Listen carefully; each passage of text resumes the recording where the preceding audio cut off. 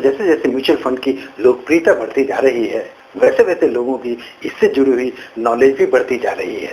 साथ ही साथ अपने फाइनेंशियल्स को बेटर मैनेज करने की जागरूकता भी बढ़ती जा रही है और इसलिए लोग अपने फाइनेंशियल्स को दूसरों के ऊपर छोड़ने की जगह खुद ही मैनेज करने लगे हैं और डायरेक्ट म्यूचुअल फंड इसी का एक परिणाम है। पर दोस्तों कई बार लोग इस डायरेक्ट म्यूचुअल फंड से जुड़े हुए कई एस्पेक्ट्स को ओवरलुक कर देते हैं और इसलिए वो अपने इस म्यूचुअल फंड से बेस्ट रिजल्ट्स डिराइव करने में कहीं ना कहीं थोड़ा सा चूक जाते हैं। तो आइए दोस्तों आज हम डिस्कस करेंगे वो कौन से एस्पेक्ट्स हैं जिनको हमको ओवरलुक नहीं करना चाहिए, जिससे कि हम अपने इन्वेस्टमेंट से बेस्ट रिजल्ट्स पा सकें।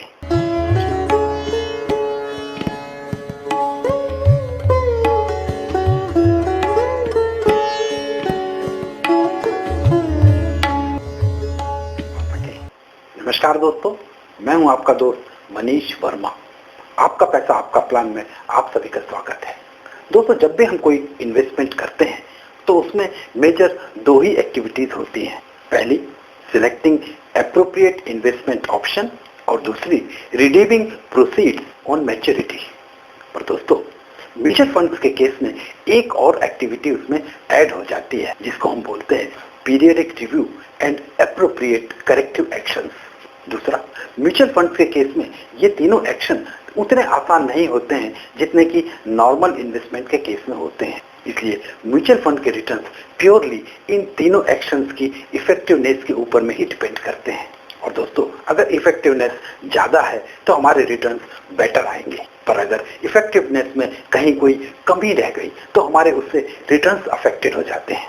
तो आइए दोस्तों देखते हैं इन इफेक्टिवनेस को हम कैसे बढ़ा सकते हैं। सबसे पहले हम डिस्कस करते हैं हम अपने पहले एक्शन की, यानी कि एप्रोप्रिएट इन्वेस्टमेंट ऑप्शन का सिलेक्शन।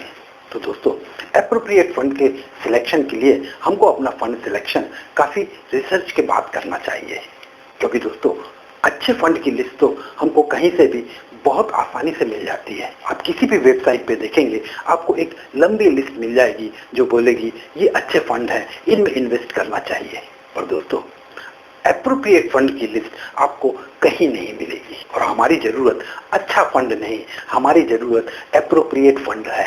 दोस्तों काफी लोग एप्रोप्रिएट और अच्छे फंड को डिफरेंशिएट नहीं कर पाते हैं और इसलिए अच्छे फंड को ही वो एप्रोप्रिएट फंड समझने लगते हैं। इसलिए जब आप फंड सिलेक्शन कर रहे हैं तो आपको एप्रोप्रिएट और अच्छे फंड में डिफरेंशिएशन जरूर आना चाहिए। आपको अगर इसको और डिटेल में समझना है तो आप मेरे पुराने वीडियोस देख सकते हैं, कुछ का लिंक मैंने अपने इस वीडियो के डिस्क्रिप्शन बॉक्स में भी दिया हुआ है। पर दोस्तों ये समझना बहुत जरूरी है क्योंकि अच्छे फंड का कोई एंड नहीं है। आप उसी वेबसाइट पे एक महीने बाद देखेंगे तो आपको दूसरे फंड दिखेंगे। हो सकता है उसमें कुछ पहले दिए हुए फंड्स हो सकता है ऑल टुगेदर नए फंड्स आ जाएं।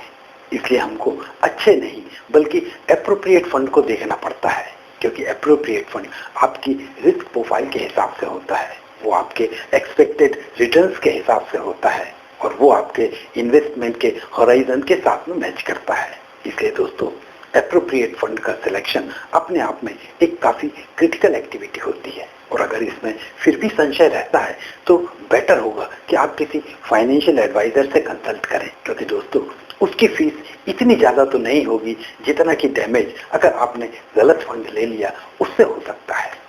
इसके अलावा दोस्त हमारे अपने इमोशन और हमारे अपने प्रेफरेंसेस भी एक बड़ा रोल प्ले करते हैं, जिससे हमारा सिलेक्शन गलत हो सकता है। जैसे अगर हमारा झुकाव किसी पर्टिकुलर फंड हाउस की तरफ है या किसी पर्टिकुलर फंड की तरफ है तो हम उससे बाहर निकलकर सोच ही नहीं पाते हैं और फिर राइट एट द बिगिनिंग ही हमारी चॉइस गलत हो जाती है। And worst part is that कि हम इसको रियलाइज भी नहीं कर पाते हैं, पर इसका खामियाजा हमको बाद में भुगतना पड़ता है। इसलिए दोस्तों बेहतर होगा ऐसे केसेस का अगर आप सामना करते हैं तो आप एक किसी फाइनेंशियल एडवाइजर से कंसल्ट करें, क्योंकि अपने इमोशंस अपने प्रेफरेंसेस हमको ऐसे समझ में आते नहीं हैं। इसके अलावा म्यूचुअल फंड सिलेक्शन के लिए हमारा अपना जो एक नॉलेज लेवल होता है वो इसका प्री रिक्विजिट है, क्योंकि बिना नॉलेज के केवल टिप्स के बेसिस के ऊपर में हमको अपना इन्वेस्टमेंट कर देना एक लॉन्ग टर्म इन्वेस्टमेंट में वर्कआउट नहीं होता है, क्योंकि टिप्स तो हमेशा बदलती रहती है। आज कोई टिप है कल दूसरी टिप आएगी। तो क्या उसके बेसिस पे हम रोज रोज अपना इन्वेस्टमेंट बदलते रहेंगे? इसलिए दोस्तों, इसका एक थॉरो फाइनेंशियल नॉलेज की जगह कोई दूसरा शॉर्टकट नहीं है। इवन केवल वन टाइम नॉलेज होना भी पर्याप्त नहीं है, उसका रेगुलर बेसिस पे अपडेशन भी उतना ही जरूरी होता है, क्योंकि दोस्तों फाइनेंशियल्स भी डायनेमिक होते हैं। इसी तरह दोस्तों, हमको फाइनेंशियल प्लानिंग की भी नॉलेज होना बहुत जरूरी होता है, क्योंकि कितने समय के लिए पैसा इन्वेस्ट करना चाहिए, हमको कितना पैसा इन्वेस्ट करना चाहिए, कितनी ग्रोथ रेट एक्सपेक्ट करना चाहिए, इस पर्टिकुलर इन्वेस्टमेंट में कितनी रिस्क इन्वॉल्व होगी और उस रिस्क को मिटिगेट कैसे करना है, ये सारी चीजें एक इफेक्टिव प्लानिंग से ही निकल के आती है। इसलिए प्लानिंग की नॉलेज होना भी बहुत जरूरी होता है। तो फिर वही बात होती है, अगर आपको फाइनेंशियल प्लानिंग की ज्यादा नॉलेज नहीं है तो बेटर होगा कि किसी फाइनेंशियल प्लानर से कंसल्ट किया जाए, क्योंकि प्लानिंग की कमी के कारण हम अपना फ्यूचर का सारा फाइनेंशियल तो नहीं बिगाड़ सकते हैं। इसलिए किसी एडवाइजर के पास जाने में कोई नुकसान नहीं है, क्योंकि दोस्तों वैसे भी आजकल तो आउटसोर्सिंग का ही जमाना है।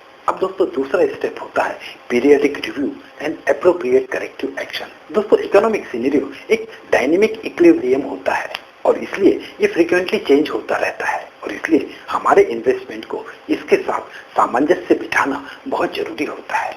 दूसरा, समय के साथ साथ हमारी अपनी रिस्क लेने की कैपेसिटी भी चेंज होती रहती है, और इसके लिए हमको अपने इन्वेस्टमेंट्स को रीअलाइन करने की एक जरूरत होती है। तीसरा, हो सकता है हमारे फंड का रिक्वायरमेंट चेंज हो जाए, या हो सकता है उसके डिलीवरी का जो समय हमने पहले से सोचा था उसमें कुछ चेंजेस आ जाए। उसको भी इनकॉर्पोरेट करने के लिए हमको अपने इन्वेस्टमेंट्स को रिव्यू करने की जरूरत होती है, क्योंकि अगर इन सारी चीज़ों को हम अकाउंट नहीं करेंगे तो हमारे फंड की डिलीवरी और हमारे रिक्वायरमेंट ये दोनों में कहीं ना कहीं गैप आ सकता है, और इस गैप को ब्रिज आउट करने के लिए हमको सही समय पर अपने इन्वेस्टमेंट से जुड़ी गलतियों को सुधारने की जरूरत होती है। और इसके लिए इस पीरियडिक रिव्यू से अच्छा दूसरा कोई प्रोसेस नहीं है। पर दोस्तों ये भी होता है कि हम अपनी गलतियों को खुद नहीं समझ पाते हैं।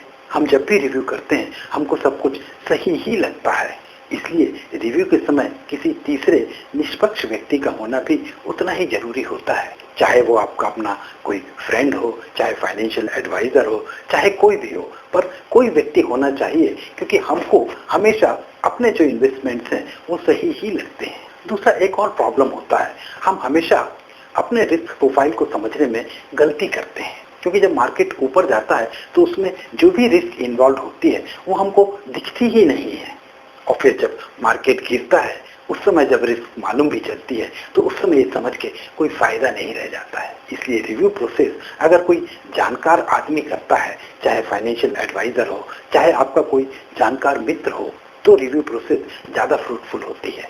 और दोस्तों अब तीसरा और लास्ट स्टेप आता है रिडेम्पशन।